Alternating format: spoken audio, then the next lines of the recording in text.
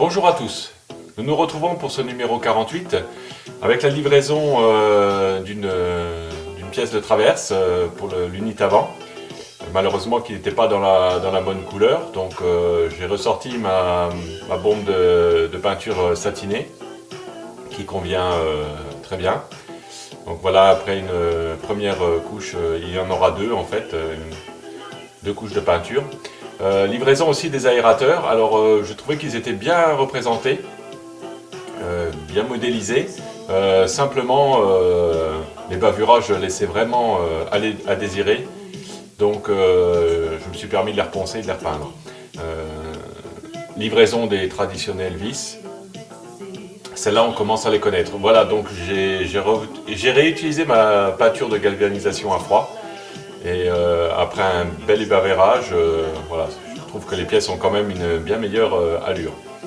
En lui-même, le montage ne pose pas de problème particulier, hein, c'est relativement simple.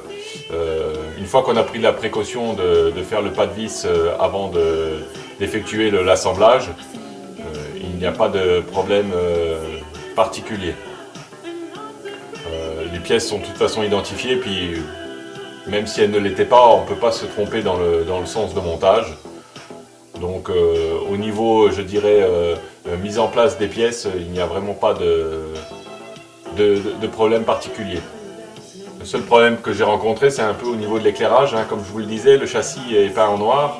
Et du coup, au niveau des vidéos, ça me pose quand même un petit souci. Mais bon, on y arrive quand même, surtout que les pièces deviennent imposantes, hein, donc pour filmer c'est pas toujours très facile. Donc là pas de souci au niveau du serrage. Et on met en place donc les deux aérateurs. Voilà, donc vraiment ça ressemble, pour les avoir démontés sur ma vraie voiture, c'est une transcription assez conforme de la réalité en 1/8. Donc mise en place de la traverse repeinte, hein. Évidemment si elle n'avait pas été peinte, ça aurait juré comme le nez au milieu de la figure. Donc là pas de souci. J'ai accéléré un peu le vissage parce qu'il n'y avait vraiment aucune difficulté sur cette problématique là. En fait il n'y avait pas de problème du tout d'ailleurs. Voilà donc pour ce numéro 48. On va bientôt attaquer le montage des trains avant, hein, avec le numéro suivant.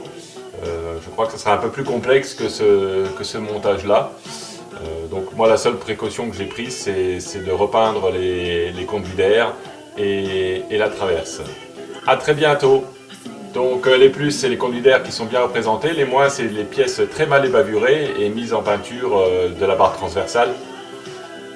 A bientôt!